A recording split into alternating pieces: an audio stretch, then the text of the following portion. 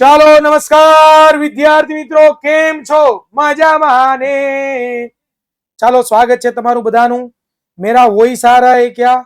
मेरा फेस दिखाई दे रहा है क्या? बढ़िया चल रहा है क्या? चलो मजा है क्या? एकदम जलसा हो रहा है क्या? मेरा आवाज आ रहा है क्या? मैं दिख रहा हूं क्या? ચાલો ફટાફટ. ઓકે છે? ડન છે? ભણાવવાની શરૂઆત કરવી છે? હા સાહેબ કરી નાખો ને, હવે ભણી નાખીએ થોડું ઘણું. તમે આવ્યા સુધી ભણવું જ પડશે ને. હા અરે એવું ન હોય ભાઈ, ભણવું તો પડે ને મારા વાલા. તો ચાલો વિદ્યાર્થી મિત્રો, આપ સર્વ વિદ્યાર્થી મિત્રોનું વિદ્યાકુલના સરસ મજાના લાઈવ ક્લાસીસમાં હું હિરેન નસીત વિજ્ઞાન શિક્ષક આપ સર્વનું હાર્દિક હાર્દિક સ્વાગત સ્વાગત સ્વાગત કરું છું.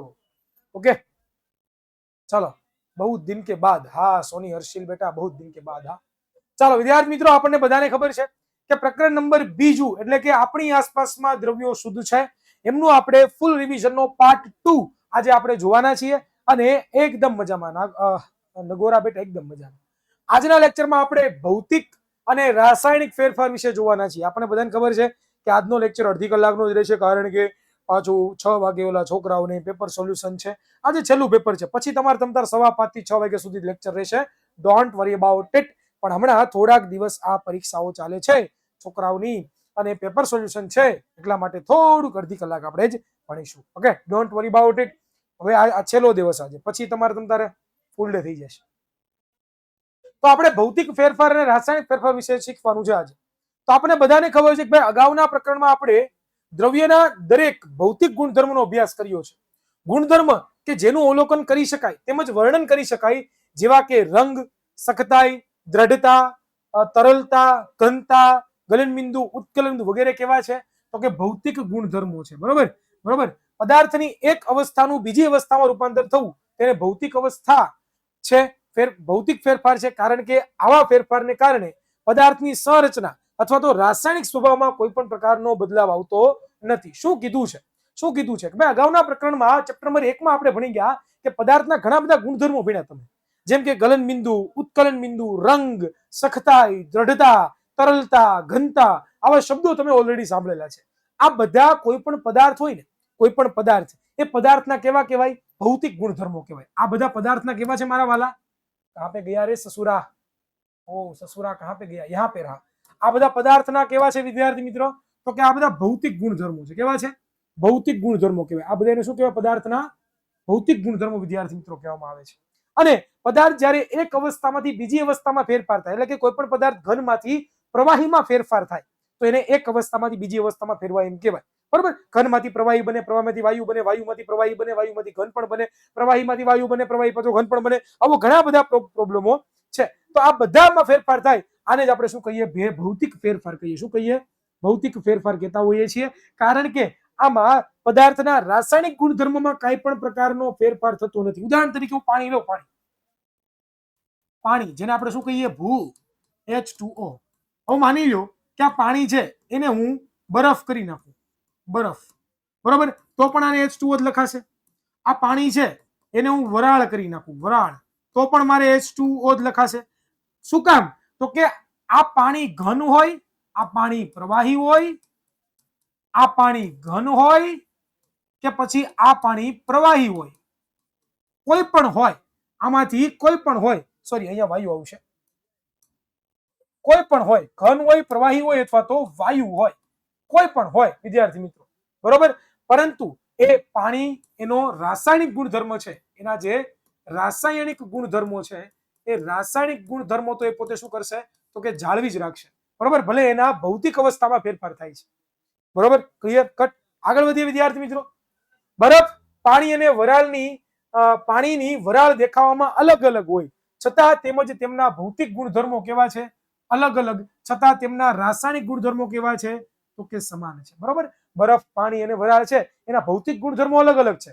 એનો ફેરફાર થઈ ગયો છે. એક પ્રવાહી છે, એક વાયુ છે, એક ઘન છે, એના ગલન બિંદુમાં ફેરફાર થઈ ગયો, એના ઉત્કલન બિંદુમાં ફેરફાર થઈ ગયો છે, એની ઘનતામાં ફેરફાર થઈ ગયો છે, એની દ્રઢતામાં ફેરફાર થઈ ગયો છે, એના ભૌતિક ગુણધર્મોમાં ફેરફાર થયો છે, પરંતુ એના રાસાયણિક ગુણધર્મોમાં કઈ ફેરફાર થયો નથી. પાણી બને છે એનું H2O એટલે કે હાઇડ્રોજન અને ઓક્સિજન નું બને, તો એ તો એમનેમ જ છે, ખાલી એની અવસ્થામાં ફેરફાર થયો છે. રાંધેલ ગેસ અને પાણી બંને પ્રવાહી છે. આપણને બધાને ખબર છે કે રાંધેલ ગેસ અને પાણી કેવા છે? બંને પ્રવાહી છે. બરોબર, પરંતુ તેમની રાસાયણિક લાક્ષણિકતાઓ કેવી છે, એટલે કે રાસાયણિક સ્વભાવો કેવા છે એના? તો કે અલગ અલગ છે. તેની વાસ અલગ અલગ છે. બરોબર, બંનેની જ્વલનશીલતા બરોબર ના આધારે જુદા પડે. બરોબર, બંનેના વાસ અને જ્વલનશીલતા. હવે આ શું? તો કે જો પાણી પ્રવાહી અને જે આપણી ઘરે જે આવે છે એ રાંધેલ તેલ, આ બંને છે એ બંને કેવા છે? તો કે બંને પ્રવાહી છે. એટલે કે ભૌતિક ગુણધર્મો બંનેના સમાન છે. કેવા છે? આ બંનેના ભૌતિક ગુણધર્મો સમાન છે. આ બંનેના ભૌતિક ગુણધર્મો કેવા છે? તો કે સમાન છે. પરંતુ બંધુ અહીંયા તમે જુઓ ને તો રાસાયણિક ગુણધર્મો અલગ અલગ છે. પાણીની વાસ ન હોય, તેલની વાસ હોય. પાણીને આગ બુઝાવવામાં કામ લાગે, પરંતુ આ રાંધેલ તેલ આગ લગાડવામાં કામ લાગે. સમજાણું? તો આ એના રાસાયણિક ગુણધર્મો છે. ભલે ભૌતિક ગુણધર્મો સેમ છે, પણ એના રાસાયણિક ગુણધર્મો કેવા છે? તો કે અલગ અલગ છે વિદ્યાર્થી મિત્રો. Okay, done. તો આવી રીતે આપણે જાણીએ છીએ કે તેલ હવામાં સળગે છે અને પાણી આગને બુઝાવે છે. આ તેલના કેવા છે? તો કે રાસાયણિક ગુણધર્મો કહેવાય. શું કહેવાય આને? રાસાયણિક ગુણધર્મો કહેવામાં આવે છે. તેને પાણી કરતા જુદો પાડે છે. બંનેની ભૌતિક અવસ્થા સરખી છે, એટલે કે બંનેની દ્રઢતા, બંનેની ગુલન બિંદુ, બંનેનું ઉત્કલ બિંદુ ધારો કે સમાન પણ હોય, ન હોય પણ માની લો કે સમાન પણ હોય, તો પણ એના રાસાયણિક ગુણધર્મો કેવા છે? તો કે અલગ અલગ છે વિદ્યાર્થી મિત્રો. સળગવું, બળવું એક પ્રકારનો રાસાયણિક ફેરફાર છે. કોઈ પણ પદાર્થને સળગાવી આપણે, જેમ કે લાકડું હોય લાકડું,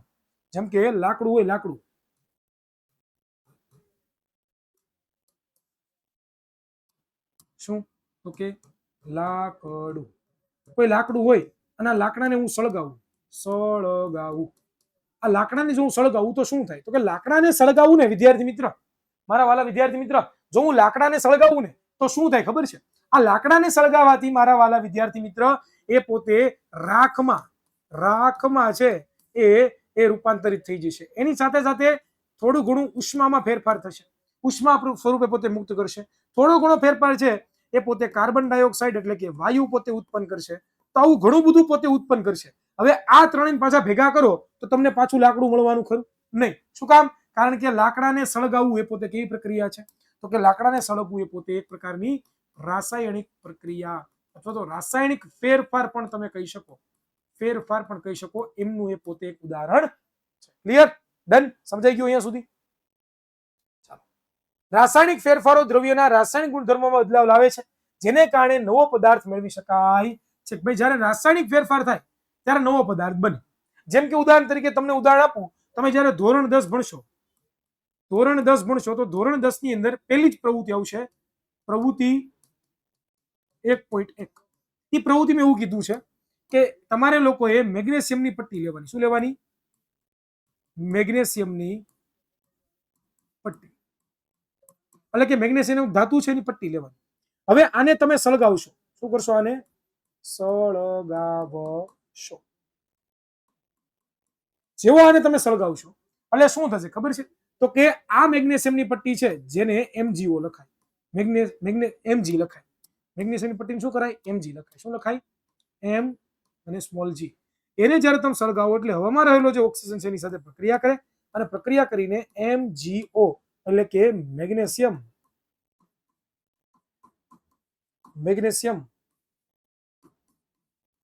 ઓક્સાઇડ બનાવે. શું બનાવે? Magnesium oxide. અહીંયા શું હતું? ખાલી મેગ્નેશિયમ. અહીંયા શું હતું? તો કે ભાઈ ઓક્સિજન. બરોબર? અહીંયા ત્રિકોણ એટલે શું? તો કે ગરમ કરવું, ઉષ્મા. તો તમને લોકોને એક જે પદાર્થો હતા, જે મૂળ પદાર્થો હતા, એને પોતાની શું કરી? તો કે એની અવસ્થા, એના રંગમાં પરિવર્તન આવી ગયું. બરોબર? ત્યાર પછી એના તાપમાનમાં ફેરફાર થઈ ગયો, ઘણું બધું તફાવત થઈ ગયો. એટલા માટે આને છે રાસાયણિક ફેરફાર કહેવામાં આવે છે. રાસાયણિક ફેરફારને જ આપણે શું કહીએ છીએ?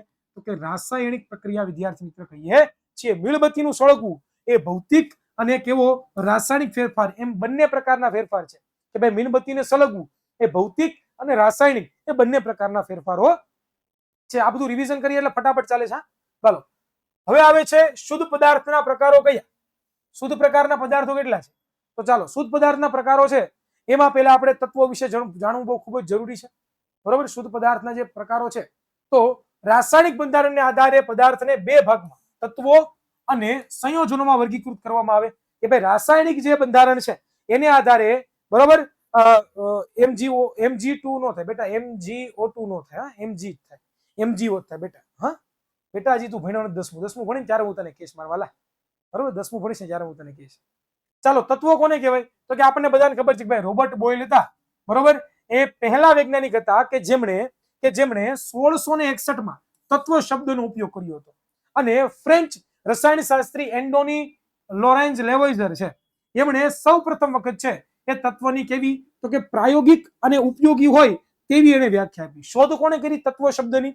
તો કે ભાઈ રોબર્ટ બોયલ નામના વૈજ્ઞાનિકે. કઈ સાલમાં? તો કે 1661 ની સાલમાં, બરોબર? અને આ જે એક રાસાયણિક શાસ્ત્રી હતા એન્ટોની લોરેન્સ લેવોઇઝર, આ એન્ટોની લોરેન્સ લેવોઇઝર હતા મારા વાલા વિદ્યાર્થી, એમણે એક તત્વની સૌ પ્રથમ વખત પ્રાયોગિક અને ઉપયોગી હોય એવી વ્યાખ્યા છે એને આપી દીધી, બરોબર? ક્લિયર? ડન? ચાલો, તેમણે દ્રવ્યના મૂળભૂત સ્વરૂપ તરીકે તત્વને વ્યાખ્યાયિત કર્યા. કહ્યું કે જેને રાસાયણિક પ્રક્રિયા દ્વારા સરળ પદાર્થમાં વિભાજિત ન કરી શકાતું નથી. શું કીધું? એને કોઈ પણ દ્રવ્ય છે એનું મૂળભૂત સ્વરૂપ છે ને, મૂળભૂત સ્વરૂપ એને તત્વ તરીકે વ્યાખ્યાયિત કર્યો. કે કોઈ પણ દ્રવ્ય હોય, જેમ કે હું માની લઉં કે સોનું, તો સોનું છે તો સોનાનો મૂળભૂત ઘટક કોણ છે? તો કે સોનાના તત્વો, બરોબર? જેવા સોનાના તત્વો છે એ તત્વોમાં એક પણ પ્રકારનો ફેરફાર થવાનો નથી. તો શું કીધું અહીંયા? તો કે તેમણે દ્રવ્યના મૂળભૂત સ્વરૂપ તરીકે કોને લીધો? તો કે તત્વને વિદ્યાર્થી મિત્રો લીધો. અને જેને આપણે કોઈ પણ પ્રકારની રાસાયણિક પ્રક્રિયા કરીએ તો પણ તેમાંથી આપણે એને સરળ પદાર્થમાં આગળ શું નથી કરી શકતા? તો કે વિભાજન કરી શકતા નથી.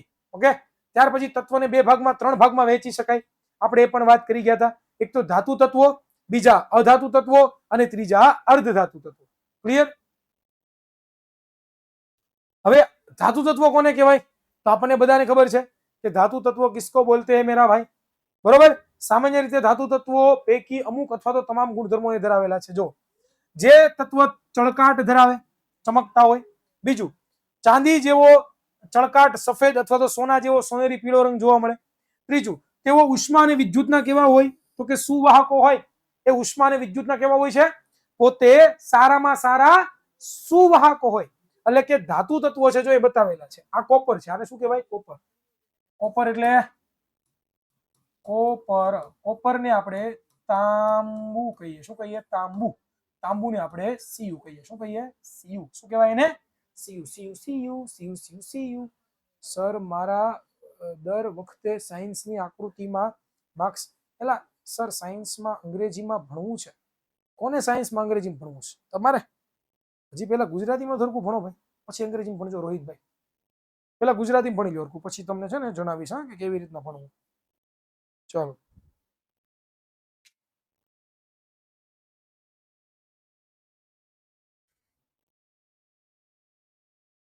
ઘણા બધા કે ગજબ બેઇજ્જતી है. ઓહો, ક્યા બાત હે પરમાર મિલન, બિગ કોંગ્રેચ્યુલેશન્સ મારા દીકરા. સર ટેસ્ટ ક્યારે લેશો? તમને જણાવવામાં આવશે. તમને ગ્રુપમાં જોઈન કરેલા છે, એમાં તમને ઘણું બધું કહેવામાં આવશે. થોડીક શાંતિ રાખો, હા, થોડીક શાંતિ રાખો. બધું કહેવાનું છે, બધું કહેવાનું. ચાલો સર મને નથી કર્યો, હું નથી કર્યો. તો બેટા 99 2 44 45 400 પર કોલ કરી લેવાનો. આ નંબર તમને આપેલો છે ને, 99 2 44 45 400. આ નંબર ઉપર કોલ કરીને કહેજો કે મેં એડમિશન લીધું છે ધોરણ 9 ટોપર બેચમાં, અને આ ટોપર બેચમાં મેં એડમિશન લીધું છે વિદ્યાર્થી મિત્રો. એટલા માટે તમે મને વોટ્સએપ ગ્રુપમાં એડ કરી દો, બાકી મારા પૈસા પાછા આપી દો. બરાબર, સાદી સિમ્પલ. સર મારે સાયન્સમાંથી 49. ભાઈ ભાઈ ક્યાં બાત છે. તમે તો છો જ ને હોશિયારના દીકરાઓ, તમારે સારા માર્ક તો આવે જ ને. ભણો કોની પાસે? ભણો કોની પાસે? વિદ્યાકુલ વાળા પાસે. હો ચાલો,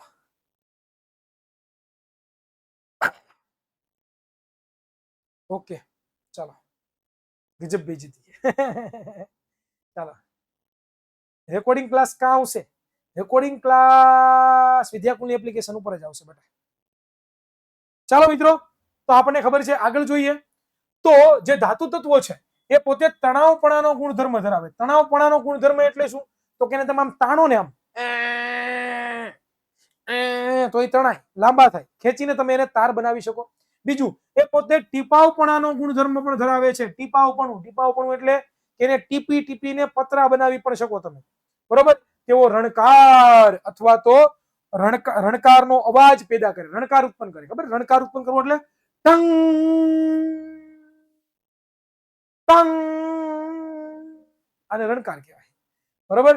ચાલો, ગોલ્ડ છે, ગોલ્ડ એટલે સોનું. સિલ્વર છે, સિલ્વર એટલે ચાંદી. કોપર ધાતુ છે, પછી આયર્ન એટલે કે લોખંડ છે, સોડિયમ છે, પોટેશિયમ છે, એ વગેરે ધાતુના કેવા છે? તો કે ઉદાહરણો છે. બટિયાવ, ધોરણ 10 ની અંદર આવશો ને એટલે પ્રકરણ 3 સ્પેશિયલ આના માટે જ બનાવ્યું છે. કયું? એનું નામ છે ધાતુ અને અને અને અધાતુ. તમારા માટે સ્પેશિયલ ધોરણ 10 માં ચેપ્ટર નંબર 3 આવવાનું. બટિયાવ, અત્યારે મોજ કરી લો, ત્યારે રોશો. ચાલો આગળ જોઈએ. મર્ક્યુરી છે ને, મર્ક્યુરી એ ધાતુ છે, પરંતુ એ કેવી છે? તો કે પ્રવાહી સ્વરૂપની એક ધાતુ છે. કેવી છે? પ્રવાહી સ્વરૂપની એક ધાતુ છે. બીજું, હવે અધાતુઓના ગુણધર્મો કે અધાતુઓ વિવિધ રંગોના હોય છે. અધાતુઓ ઉષ્મા અને વિદ્યુતના મંદ વાહકો અથવા તો અવાહકો હોય છે. તેઓ ચળકાટી ન ધરાવે, તેઓ તણાવપણું ન ધરાવે, તેઓ ટીપાવપણું પણ ન ધરાવે. તો એ શું ધરાવે? તો કે કાંઈ ન ધરાવે ભાઈ. બરોબર. એમાં કોનો કોનો સમાવેશ થાય? તો કે હાઇડ્રોજન, ઓક્સિજન, આયોડીન, કાર્બન, જેમાં કોક અને કોલસાનો પણ સમાવેશ થાય છે, બ્રોમિન, ક્લોરીન વગેરે ધાતુઓનું ઉદાહરણો છે. અમુક તત્વો વધુ ને વધુ, અમુક તત્વો ધાતુઓ અને અધાતુઓ વચ્ચેના ગુણધર્મો ધરાવે છે, જેને આપણે શું કહીએ છીએ? અર્ધધાતુઓ કહીએ. શું કહીએ? અર્ધધાતુઓ કહેતા હોઈએ છીએ વિદ્યાર્થી મિત્રો. જેમાં બોરોન, પછી સિલિકોન અને જર્મેનિયમ જેવા અર્ધધાતુઓનો ઉપયોગ થાય છે. આ અત્યારે નહીં આવે, આ 10માં ક્યાંય નહીં આવે. આ તમે જો 11-12 સાયન્સ કરશો, 11-12 સાયન્સ કરશો બેટા, 12 સાયન્સ, ખાસ કરીને 12 સાયન્સ, તો 12 સાયન્સ ની અંદર સ્પેશિયલ એક ચેપ્ટર આવશે જેનું નામ છે સેમી કંડક્ટર. બટિયાવ આવશે આ ચેપ્ટર, યાદ રાખજો મને.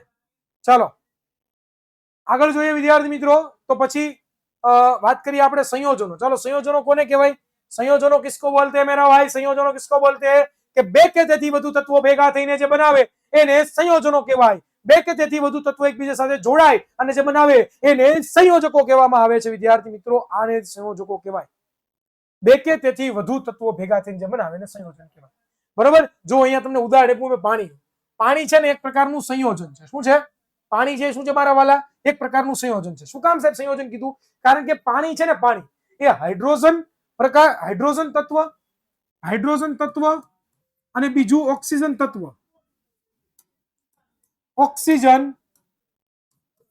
તત્વ.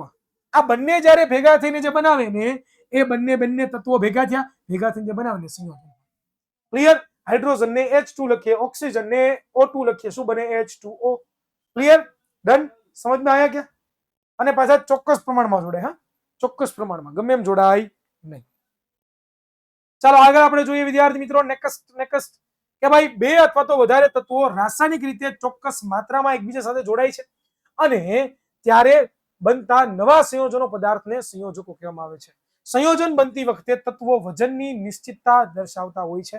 દાખલા તરીકે પાણી, હાઇડ્રોજન અને ઓક્સિજન એમ બે તત્વો 1:8 ના દળ પ્રમાણમાં જોડાય. એટલે કે પાણીનો એક અણુ તમારે બનાવવો હોય, H2O છે, એનો તમારે એક અણુ બનાવવો છે.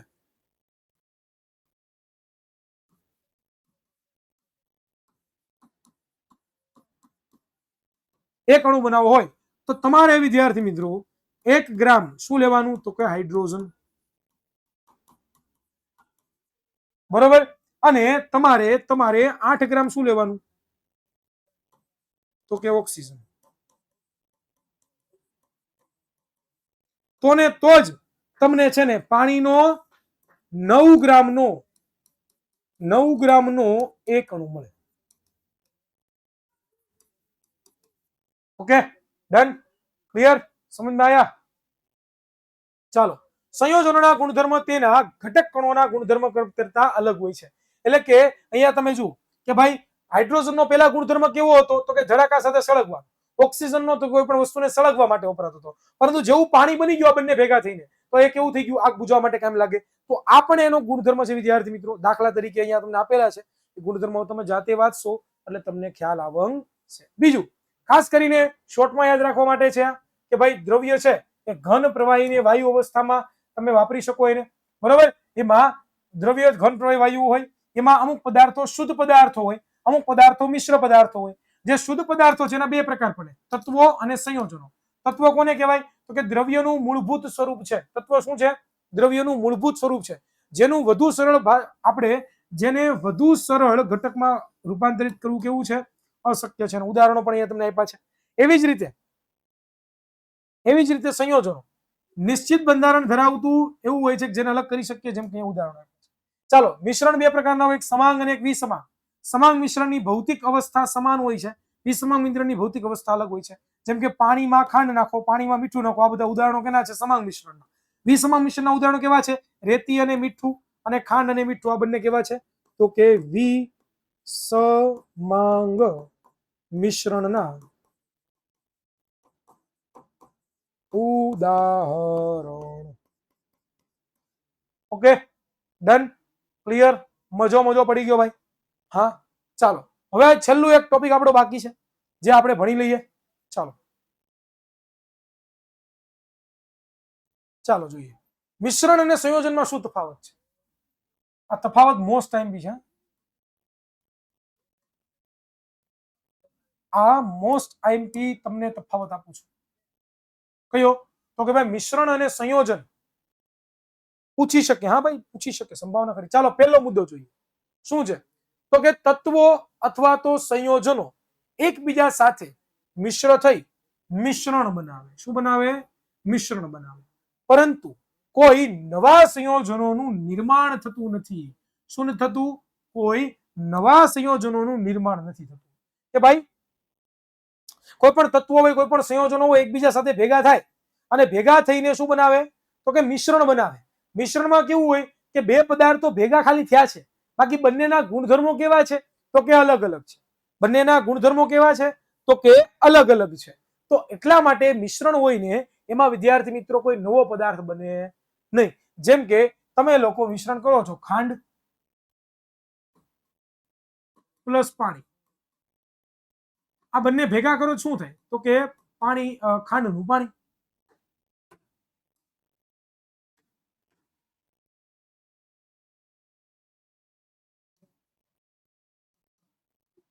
શું બને? ખાંડનું પાણી, બરોબર. તો અહીંયા પણ ખાંડ હતી, અહીંયા પણ પાણી છે, અહીંયા પણ ખાંડ છે, અહીંયા પણ પાણી છે, પરંતુ ખાંડ ખાલી ઓગળી છે, એટલો ફરક છે.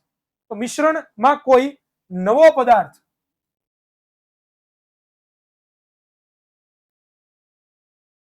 બનતો નથી. Done, clear. સર પારો તો પ્રવાહી છે, તો તે રણકાર કેમ ઉત્પન્ન કરે? જવાબ આપો. એલા ભાઈ, બધા તત્વો રણકાર ઉત્પન્ન નહીં કરે એવું જરૂરી થોડું છે. પારાને પ્રવાહી છે, પારાને ઘન કરી દો તાપમાન ઓછું આપીને, પછી ઠપકારો વગને રે એટલે પ્રવાહી બનશે, એટલે એ રણકાર ઉત્પન્ન કરશે. હા, એટલે કરી શકાય. હા, કરી શકાય બેટા. હા, થાય જ ને. લે, તાપમાન ઘટાડી ગયો એટલે શું થાય? એનું ગલન બિંદુ જેટલું તાપમાન કરી ગયો તમે, એની કરતા ઓછું તાપમાન કરી ગયો એટલે શું થાય? સાદું સિમ્પલ. એમાં કઈ રોકેટ સાયન્સ ન હોય. ઘણા બધા હુઈ ગયા છે. ઓય બા, આવું હતું ને થાય થાય થાય. ચાલો, તાપમાન ઘટાડવું હોય તો બરફમાં મૂકી દેવાનું, તાપમાન ઘટી જાય. ક્લિયર? ડન, આગળ વધી. ચાલો, તત્વો એકબીજા સાથેની પ્રક્રિયાથી નવા સંયોજનો બનાવે છે. કે તત્વો છે, તત્વો ભાઈ, તત્વો છે એ જ્યારે એકબીજા સાથે સંયોજે તો નવું સંયોજન બને. જેમ કે ઉદાહરણ તરીકે હમણાં જ આપણે દીધું હતું H2+O2. શું બની ગયું હતું? H2O, પાણી બની ગયું હતું ને. તો અહીંયા હવા હતી, અહીંયા બંનેના ગુણધર્મો અલગ અલગ હતા, અહીંયા કંઈક અલગ જ ગુણધર્મો વાળું પદાર્થ બની ગયો. તો આને આપણે શું કહીએ? તો કે સંયોજન.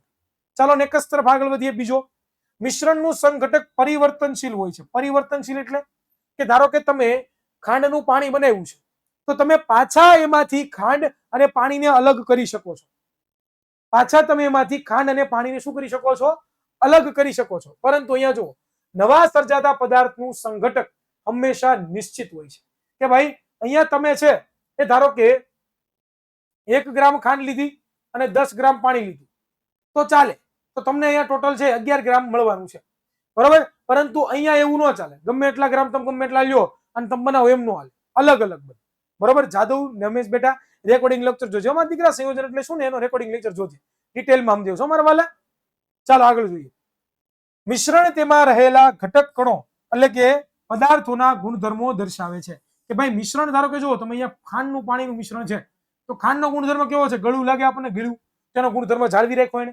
પાણી પ્રવાહી છે, એનો ગુણધર્મ જાળવી રાખો કે ન જાળવી રાખો. પરંતુ અહીંયા તમે જુઓ કે નવા પદાર્થો છે, એ નવા પદાર્થો પોતાના જે મૂળ ગુણધર્મો છે, જૂના ગુણધર્મો છે, ગુમાવી દે. જેમ કે આનો તડાકા સાથે સળગવાનો ગુણધર્મ હતો, આનો કેવો ગુણધર્મ હતો? તો કે કોકને સળગવા માટે મદદ કરતો હતા, બંને ભેગા થઈ ગયા તો નવો પદાર્થ બન્યો કેવો? તો કે એવો પદાર્થ બન્યો કે જે સળગતો જ નથી. છે કે નહીં? જાદુ છે બેટા, બરોબર. ધારા વિજય મારા દીકરા, તું લેટ જોઈન થઈ છો, તને ખબર નહીં હોય તો રેકોર્ડિંગ લેક્ચર જોજે, એમાં મેં કીધું છે. ઓકે, આ જ લેક્ચર રેકોર્ડિંગ જોજે મારા. તમે લેટ જોઈન થાવ તો એનો કઈ અર્થ નથી ભાઈ, ટાઈમ જોઈન થવાનું. તેના ઘટકોને ભૌતિક પદ્ધતિઓ દ્વારા સરળતાથી અલગ કરી શકાય. આ જે ઘટકો છે, કયા ઘટકો? તો કે ભાઈ મિશ્રણ છે, મિશ્રણ. આને તમે કઈ ઘટકો દ્વારા? તો કે ભૌતિક પદ્ધતિઓ દ્વારા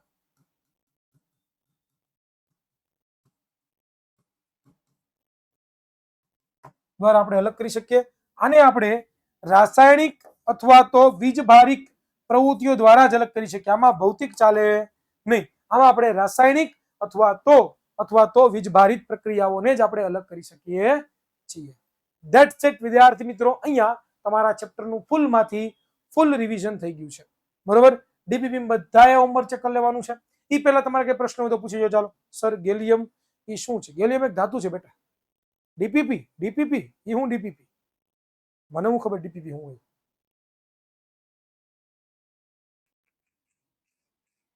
તમને ખબર જ છે બધું, સાઈથી અણી કાઢો છો સર. પછી મેન્ટી રાખવાનો હા રાખશું. હો સોની બેટા, રાખશું આપણે. સર ગેલી પ્રેક્ટિકલ પ્રોબ્લેમ શું છે? આ ગેલી પ્રેક્ટિકલ પ્રોબ્લેમ. રાસાયણિક સૂત્ર કેમ યાદ રાખવા? જેટલું બને એટલું લખો, જેટલું બને એટલું રિવિઝન કરો, જેટલું બને એટલું પાકું કરો, એનાથી યાદ રહેશે રાસાયણિક સૂત્ર. એમને યાદ નહીં રહે, તૈયારી કરવી પડશે. સર રેકોર્ડિંગ લેક્ચર આવતા નથી બેટા. આવે જ, નો આવે નહીં, તમને જોતા ન આવડતા હોય. A1 બેચનું પોસ્ટર હોય ને આપણી એપ્લિકેશનમાં, એમાં જાઓ ને, એની ઉપર ક્લિક કરો ને તો બધા વિષયના તમને રેકોર્ડિંગ લેક્ચર મળે. આઈએમપી ની કુલદીપજી વાર છે અમારા વાલા, પહેલા ભણીને રિવિઝન કરી. સર તમે આઈએમપી નહોતા આપી, લઈ સર ફેટ લોસ કરો. ના હો, મારો ફેટ બરોબર જ છે, તમે તમારો ફેટ લોસ કરી લો. અમુક વાર ન આવતા એટલે થોડીક વાર લાગે. આ લેક્ચર પૂરો થાય ને પછી 2-3 કલાક પછી અપલોડ થાય, સીધો અપલોડ ન થાય મારા વાલા. હા ચાલો સર, તમે આઈએમપી નોટ આપી છે જે એક્ઝામમાં પૂછાય એટલે તો આપી જ બેટા, પૂછાય એટલા માટે તો આપી છે. તૈયારી કરવા માંડો. ગજબ બેઇજ્જતી है. वाह Dhruv, bye sir and all friend, bye. ચાલો બીજા કોઈને કઈ પ્રશ્ન ખરા આમાં? ચાલો દેસાઈ એનસી, બાય સર, જય દ્વારકાધીશ. ચાલો મિત્રો, હવે કોઈને કઈ પ્રશ્ન હોય તો આપણે વિદાય લઈએ, બરોબર. તો બધાએ ખાસ કરીને ડીપીપી માં હોમવર્ક ચેક કરી લેવાનું છે. અને આવનારો જે ક્લાસ છે, એ આવનારા ક્લાસમાં આપણે નવા ચેપ્ટર તરફ આગળ વધવાના છીએ, જેનું નામ છે પ્રકરણ નંબર 08, બળ અને ગતિના નિયમ. બળ અને ગતિના નિયમો, જેનું આપણે શું જોવાના છીએ? તો કે જેનું આપણે ફૂલ રિવિઝન કરવાના છીએ. તો વહેલા પધારી જજો મારા વાલા મિત્રો, બરોબર. અહીંયા સુધી રાખીએ છીએ વિદ્યાર્થી મિત્રો.